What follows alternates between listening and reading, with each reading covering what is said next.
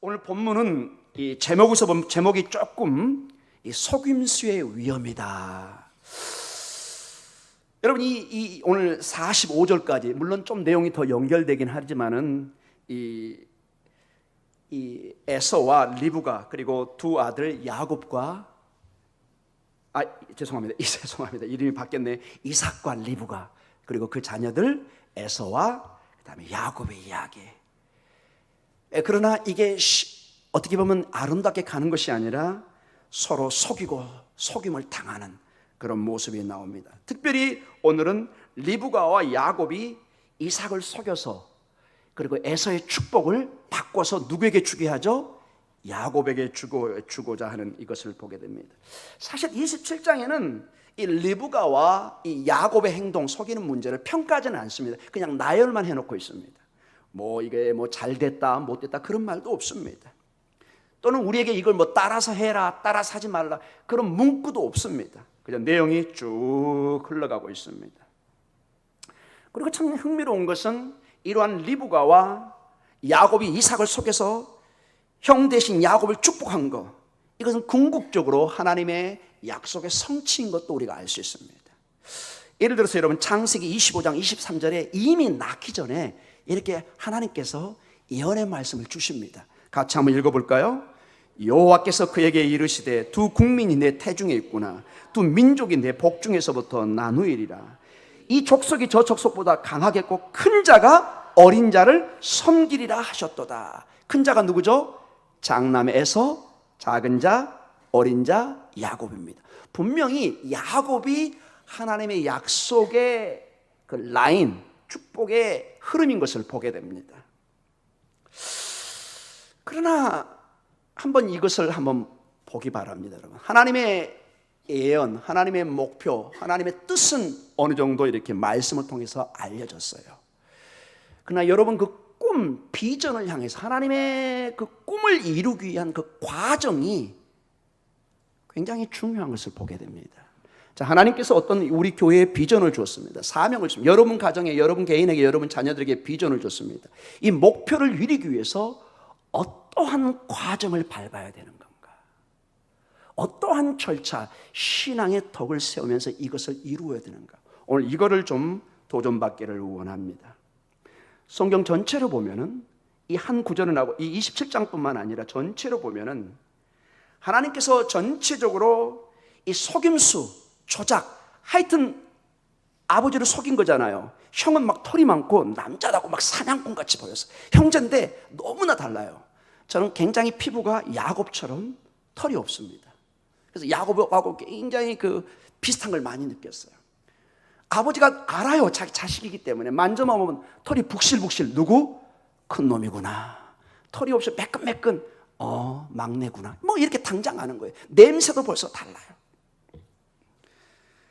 자, 이러한 속임수 또는 조작이라고 할 수 있죠. 어떤 목적을 위해서 하나님 분명히 약속을 해놨는데 리브가와 야곱이 이걸 성취하는 과정에 오늘 본문에 분명히 아버지 이삭을 뭐하죠? 속입니다. 어떻게 보면 조작을 합니다. 형인 척, 형이 사냥 갔을 때 싹 염소털로 여기 몸을 막 입히고 형의 옷을 해서 냄새도 감추고 해서 축복을 하고 이미 말을 뱉어버리게 만들어버립니다. 에서가 나중에 하면서 아버지 이럴 수는 없습니다. 2번씩이나 내가 이렇게 속임을 당하고 나중에 얘기합니다. 내 아버지 곡할 날이 가까운데 무슨 말이죠? 아버지가 좀 연로하세요. 잘 안 보여요. 곧 돌아가시게 생겼어. 두고 보자. 아버지 죽으면 뭐 하겠다? 동생을 죽이겠다. 이게 이제 분노가 하늘을 찌르고 있습니다. 같은 형제인데 더 이상 형제가 아니에요. 여러분 그래서 여러분 어떤 좋은 목적이 있는데 그 목적을 위해서 속임수를 조작을 쓰면은 그때는 통하고 그때는 이게 그냥 넘어가는 것처럼 보이지만은 상당한 그 결과로 고통이, 아픔이, 어려움이 여러분에게 다가올 수 있다는 것입니다. 그게 비록 하나님의 뜻을 이루는 일이기는 하지만은 그 방법이 속임수고 옳지 않을 때, 비윤리적일 때, 비도덕적일 때, 혹독한 혹독한 대가가 따를 수 있다는 것입니다. 이건 하나님의 뜻을 변개시킨다 이 얘기는 아닙니다. 그러나 성경 전체적으로 볼 때 이제 이 야곱과 그 인생에 혹독한 대가가 따라옵니다. 그래서 여러분 다시 한번 선한 목적과 비전이 있으면 여러분의 과정도 방법도 선해야 됩니다. 여러분 늘 명심하십시오. 남의 눈에 눈물 나게 하면 여러분 반드시 피눈물 납니다. 이게 세상이 수많은 사람이 해온 역사의 진실입니다. 심은 대로 컸습니다, 여러분. 심은 대로. 여러분이 예를 들어서 막 어떤 자녀를 별 잘못이면 막 비인격적으로 때리고 막 모독하고 막 그러잖아요. 언젠가 여러분의 자식이, 여러분의 손주들이 혹독한 대가를 받는 날이 옵니다. 명심하십시오. 인생은 하나님이 그런 식으로 해놨습니다. 그런 식으로 원리를. 속임수, 조작, 우리가 쉽게 어떤 문제를 이겨낼 수 있는 방법입니다. 많은 사람이 쓰는 방법입니다. 살짝 장사할 때 눈을 속여서 팔면 좋을 것 같은데 반드시 알게 됩니다. 그리고 나중에 그 회사는 대부분 망하게 됩니다. 지금 우리는 방송을 통해서 많은 여러분 권력가들, 정말 국가의 운명을 지을 수 있는 그런 위치에 가려고 하는 사람들이 과거에 지은 그 일들 때문에 혹독한 대가를 치르고 있습니다. 그 당시는 본인들은 몰랐을 것입니다. 아, 나는 참 출세가도를 돌리고 있구나. 내 자식은 문제가 없구나. 다 이렇게 하는데 언젠가 하나님의 진리의 말씀의 현미경으로 이렇게 볼 때가 있습니다. 여러분 이 아브라함과 한 예를 보겠습니다. 이 속임수를 썼을 때 그 대가가 무엇인지 이미 아브라함과 사라에게도 보였습니다. 하나님은 자식이 없는 아브라함과 사라에게 자식을 약속했습니다. 근데 그 자녀가 빨리 주어지질 않았어요. 그래서 참다 기다리다가 아브라함과 사라는 첩을 통해서, 하갈을 통해서 후사를 얻기를 원합니다. 그래서 누구를 얻었죠? 이스마엘을 얻었습니다. 우리는 너무 잘 압니다.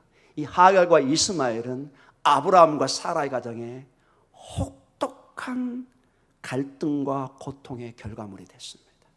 하나님은 크게 책망은 하지 않지만은 얘기합니다. 네가 왜 나를 신뢰하지 못했느냐? 내가 너에게 약속하면 반드시 하나님의 때에 성취할 텐데 왜 네가 먼저 손수를 쓰느냐? 그것도 좋지 않은 방법으로 조금만 기다리지. 여러분 거듭 얘기합니다. 하나님은 은혜이기 때문에 우리를 덮습니다. 은혜로 우리를 다시 구원하시고 인도하십니다. 그러나 상처가 나면은 반드시 아픔이 있으면 뭐가 남죠? 상처가 납니다. 나무를 한번 여러분 쳐보세요. 나무. 저는 시골 출신은 나무를 많이 쳐봤습니다. 좀 회개 많이 합니다. 많이 쳤습니다. 나중에는 상처가 쫙 있어요. 진하게 네가 못된 일을 내가 너를 기억하고 있다. 쫙 상처가 있습니다. 반드시 어떤 일에는 상처가 남게 되어 있습니다. 저는 지금 구원의 문제를 얘기하고 있는 것이 아닙니다, 여러분. 이게 삶의 지혜라는 것입니다. 신앙인의 지혜. 하갈과 이스마엘은 갈등과 아픔의 결과가 됩니다. 오늘 이 본문에서도 야곱은 분명히 하나님의 약속을 받아서 이미 작은 자가 큰 자를 리더할 것을, 큰 자가 작은 자를 섬길 것을 이미 하나님이 약속을 주셨습니다. 속임수와 조작을 통해서 아버지 이삭의 축복을 받은 것은 그들이 바라지 않는 결과를 얻게 됩니다. 야곱과 리브가가 가장 먼저 찾아온 결과는 에서가 야곱의 생명을 노린다는 소식이 들렸습니다. 자, 모든 정말 수단과 방법을 가리지 않고 속여서 아버지의 축복을 얻었는데 이 야곱이 죽어버리면 무슨 의미가 있겠어요? 딱 엄마는 알아요. 에서가 지금 막 칼을 품고 있는 거를. 그래서 빨리 에서를 불러가지고 이거 큰일 났다. 빨리 어디로 도망가라? 우리 43절 한번 다시 읽어보겠습니다. 43절. 목사님 43절 같이 읽습니다. 내 아들아 내 말을 따라 일어나 화란으로 가서 내 오라버니 라반에게로 피신하여. 그 뒤에 내용을 보면은 이 에서의 화가 풀리면 내가 다시 부를게. 근데 못 부릅니다, 여러분. 우리가 다음에 볼 28장 창세기 28장 2절에 보면은 여기가 바단 아람 즉 메소포타미아 지금의 이란 이라크 지역입니다. 그 지역으로 보낸 것을 보게 됩니다. 그때부터 야곱은 가장 시련의 시간을 겪게 됩니다. 말할 수 없는 시련에 베델에서 밖에서 자야 됩니다. 삼촌 라반에게 그 노동의 시간을 겪어야 됩니다. 말할 수 없는 시간. 물론 그것도 다 합력할 선을 이루죠. 그러나 그 고통의 시간들, 나중에 야곱이 저 이집트 바로 앞에 섭니다. 누구요 당신은? 그랬더니 저는 방황하는 사람입니다. 그 고통과 아픔을 바로 앞에 토로하는 것을 보게 됩니다. 여러분, 이 구약 전체를 보면요, 이 에서의 후손이 나중에 물론 창세기 34장과 35장에 보면은 에서와 야곱이 화해합니다. 야복강 이후에. 그걸로 끝난 줄 알았지만 그렇게 끝나지 않습니다. 에서의 후손이 에돔 사람이에요. 따라해볼까요? 에돔 사람들입니다. 에돔 사람들. 계속 에돔 사람들은 구약의 역사에 이스라엘의 가시 노릇을 합니다. 나중에 저 포로로 이집트에 400년 시간이 끝난 다음에 약속의 땅으로 올라올 때 저 거기 현장에 가이드를 이렇게 너무 잘 알잖아요. 그 에돔 땅을 꼭 지나가야 돼요. 길이 딱 거기만 있어요. 여기를 거치지 않으면 엄청나게 고생하면서 돌아가야 돼요. 얘기를 합니다. 우리가 아무 일 안 할 테니까 이 길 좀 내주라고. 우리가 좀 지나만 가겠다고. 에돔이 뭐라고 그럴까요? 에돔 사람들이 민수기 20장 14절에서 21절에 나온 얘기입니다. 한마디로 답을 뭐라고 그럴까요? 너 안 돼. 어마어마한 고통을, 아픔을 남겨줍니다. 야곱의 후손들에게. 그 길을 못 지나가게 합니다. 여러분, 가끔 시골에 보면은 그 어떤 사람의 마당이나 텃밭을 지나가야 될 때가 있잖아요. 그 길 아니면은 몇 킬로를 돌아가야 될 그런 특수한 지형이 있습니다. 주인이 가끔 목리라고 그러나요? 안 돼. 그럼 못 가는 거예요, 여러분.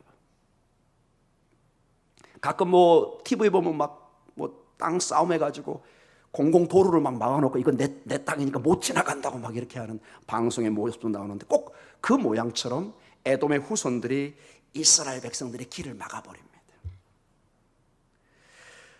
그리고 여러분, 놀랍게도 586년에 남유다 야곱의 후손들이 멸망을 당합니다. 여러분, 기록에 보면, 여러분 성경에는 그렇게 자세히는 안 나와 있는데 역사의 기록을 보면은 에돔 사람들이 제일 좋아했습니다. 에돔 사람들이 그렇게 기뻐했습니다. 누가 멸망하는 것을? 야곱의 후손들이, 유다 집안. 이렇게 그 시가 계속 남아있는 것입니다. 그리고 여러분, 시작이 와서도 이게 멈춘 줄 아세요, 여러분? 예수님 당시의 왕의 이름은 여러분 기억나세요? 예수님 막 죽이려고 했던 헤롯 대왕입니다. 여러분, 놀랍게도 이 헤롯 대왕은 어디 출신일까요? 에돔 사람입니다. 얼마나 그 아픔의 뿌리가 깊은지 여러분 짐작이나 가세요, 여러분. 수백 년이 지났는데 에돔의 후손이 이스라엘을 괴롭히고 예수님까지도 죽이려고 합니다. 저는 지금 제가 구원의 문제를 얘기하는 게 아닙니다. 속임수와 이 조작, 지금 리브가와 야곱은 엄마가 주로 이제 주동을 한 거죠. 하나님의 약속이 있는데 자꾸 남편 이삭이 딱 보니까 에서에게 꽂혀 있어요. 막 남자답고 막 늠름하고. 이건 아니거든요, 약속받은 게. 그러면 기도로 이거를 하나님의 때를 통해서 반드시 하나님이 이루실 걸 믿어야 되는데 무슨 방법을 썼다고요? 속임수를 써버리는 겁니다. 하나님의 방법을 분명히 목표가 있고 그게 야곱이 축복받는 게 하나님의 뜻이긴 하지만은 그 과정에 속임수와 조작을 했다는 것입니다. 성경은 거듭 얘기합니다. 잘잘못 얘기하지 않아요. 그러나 우리가 얼마든지 추측해 볼 수 있어요. 역사의 흔적을 통해서. 사랑하는 성도 여러분, 오늘 우리는 이 본문을 통해서 리브가와 야곱의 속임수와 조작을 통해서 그들의 목적을 이룹니다. 그들의 목적을 정말 이루었습니다. 이삭이 얘기합니다. 나는 이 축복을 이제는 변개치 못한다. 이미 내가 다 먹을 거 다 먹고 축복해 버렸다. 에서가 통곡을 하며 아버지 뭐지? 이럴 수는 없습니다. 우리가 오늘 본문을 통해서 주의 깊게 봐야 되는 것은 이러한 그 방법이나 과정이 하나님의 구속의 큰 역사를 바꾸지는 못하지만은 리브가와 야곱의 그리고 그의 삶과 그 후손들에게 겪지 않아도 될 고통을, 역경을, 환난을 후손들에게 남겨주고 있다는 것입니다. 하나님 만약에 이 속임수와 이런 것을 하지 않았으면 하나님은 다른 방법으로 얼마든지 야곱이 축복을 받는 길을 하나님이 여셨을 것입니다. 여러분 그걸 믿으시죠? 하나님이 길이시기 때문에 반드시 선한 길로 이걸 인도하셨을 거예요. 근데 인간의 어떤 지혜라고 할까요? 조금 안 좋은 편은 잔머리를 써가지고 이거를 했을 때 그의 자녀인 야곱과 그 후손들에게 겪는, 사실은 이렇게까지 안 겪어도 될 고통과 역경이, 환난이 주어집니다. 물론 여러분 이렇게 반문할 수는 있어요. 그걸 통해서도 하나님이 역사합니다. 물론 마찬가지입니다. 맞습니다. 이러한 고난을 통해서도 하나님이 역사하시죠. 그러나 그 당사자가 매 순간순간 겪는 그 피눈물은 당해보지 않는 사람은 모르는 것입니다. 얼마나 그게 고통의 순간인지. 부모 입장에서 여러분의 손자와 손자들이 이런 피눈물 나는 고통을 당한다고 할 때, 그걸 알고 있다고 생각할 때 할아버지 입장에서, 부모 입장에서 아마 여러분 감당하기 힘들 것입니다. 그래서 우리에게는 큰 도전의 시간이 됩니다. 여러분 할 수만 있으면은 비윤리적인 그런 속임수나 조작을 통해서 하나님의 계획하신 목적과 축복을 얻으려 하지 마시라는 것입니다. 여러분의 목적이 선하면은 여러분의 과정도 선하셔야 됩니다. 물론 우리가 100% 성인군자처럼 할 수는 없죠. 그러나 우리의 삶 속에서, 여기 아까 우리 김영겸 목사님 뭐 대흥시장? 아니 뭐라고 그랬죠? 대흥마켓 뭐 이런 데 가서, 저기 등촌시장 이런 데서, 여러분의 사업장에서 가끔씩은 여러분이 실수하고 싶은 생각도 있을 거예요. 너무 깎지 마시고, 다 이 목동중앙교회 권사고 장로고 목사인 줄 알고 있는데 그냥 10원 하나 양보 안 해가지고 막 피 튀기는 싸움하고, 에이 질렸다 이런 말 듣지 않도록 하시기 바랍니다. 여러분 때로는 양보하십시오. 그리고 어떤 부적절한 방법으로 여러분의 이익을 취하고 싶은 유혹도 있을 수 있습니다. 이걸 하면은 나한테 조금 이익이 올 것 같아요. 그 돈 10만 원, 돈 100만 원 그때는 좋지만은 나중에 다 알게 됩니다. 아, 이게 부적절한 방법이었구나. 엄청난 여러분의 인격과 사업에 신뢰가 깨져버리면 다시는 여러분에게 깊은 이제 사업관계를 할 수가 없습니다. 이 사람이 나를 속였네. 심각한 나를 피해를 줬네. 내가 이걸 법적으로 찾을 수는 없지만 그 사람은 압니다. 당사자는 내가 당했구나. 여러분 2번 당하려고 할까요? 인생은 그렇게 바보스럽지가 않죠. 제가 서두에도 얘기했지만 방송에서 여러분 저명 인사들을 봅니다. 뭐 지금뿐만 아니라 과거에도 뭐 날아가는 새도 떨어뜨릴 권세를 가진 사람들, 비참한 모습을 봅니다. 비참한 모습들. 그 할아버지의, 그 아버지의 모습을 보면서 손주들과 자녀들이 집에서 어떤 마음이 있을까요, 여러분? 그 고생해서 좋은 대학 가고 그 출세를 해가지고 그런 비참한 모욕적인 온 백성의 비난을 받을 때 아마 살고 싶지 않을지도 모를 것입니다. 현재의 모습에서는 속임수가 통하고 조작이 통할지 모르지만은 반드시 언젠가는 혹독한 대가를 치른다는 것, 이것을 우리는 기억해야 됩니다. 그래서 우리 성도들은 조금 손해보는 게 낫습니다. 조금 후한 게 낫습니다. 상대방이 기억하고 있습니다. 아, 저 사람 내가 좀 속였는데 그냥 넘어가네. 저 사람 분명히 바보가 아닌데 목동중학교 권사님이지, 성가 대원이지. 이 얘기 듣고 이제 다시는 못하겠죠. 변한 것입니다. 가끔 그런 거 있죠, 여러분. 계산하다 바빠가지고 5천 원만 줘야 되는데 막 2만 원 막 거센돈 준 적이 있어요.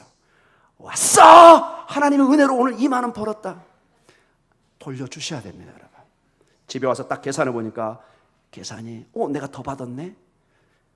오늘 대형마트 어차피 나왔으니까 대형마트로 가겠습니다. 제가 15,000원 더 받았습니다. 목동중학교 집사님이고 우리 혜정 집사님이네. 할렐루야. 갑자기 이제 막 변하기 시작합니다.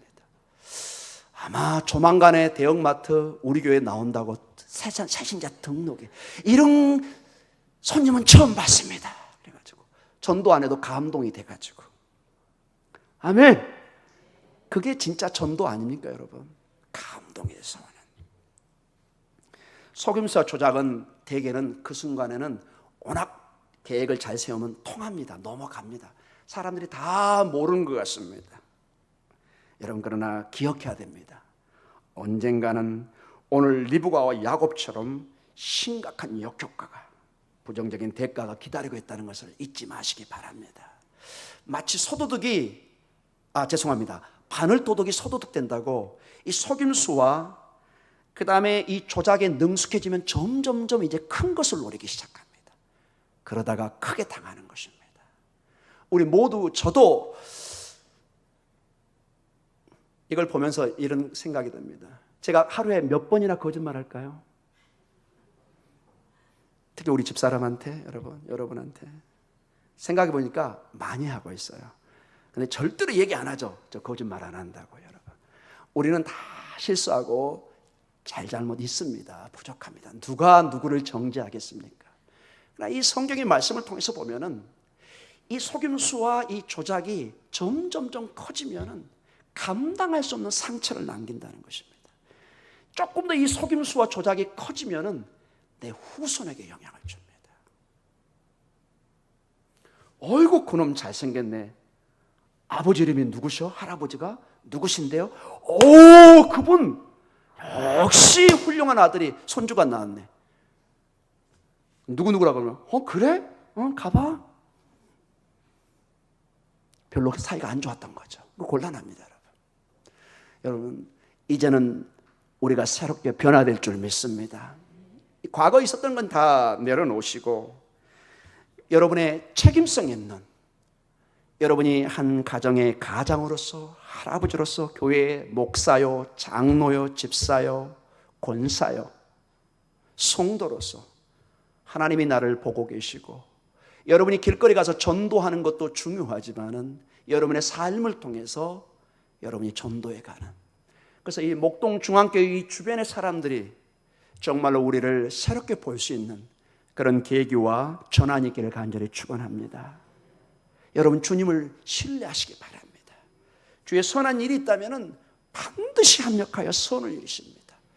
조금 손해보면 저는 하나님이 몇 배로 더 채워줄 줄 믿습니다. 베풀었는데 손해된 것 같은데 나중에 보니까 크게 하나님이 채워주시는, 여러분이 그저 묵묵히 하나님의 일들을 하고 시간과 때로는 헌금을 통해서 할 때 세상 사람 친구들은 다 바보라고 얘기합니다. 그러나 끊임없이 시간과 헌신을 다해야 할 때 하나님이 알 수 없는, 세상이 알 수 없는 하나님의 큰 축복이, 가을의 수확이 여러분에게 임할 줄 믿습니다. 여러분의 그러한 축복이 있기를 간절히 축원합니다. 기도하겠습니다.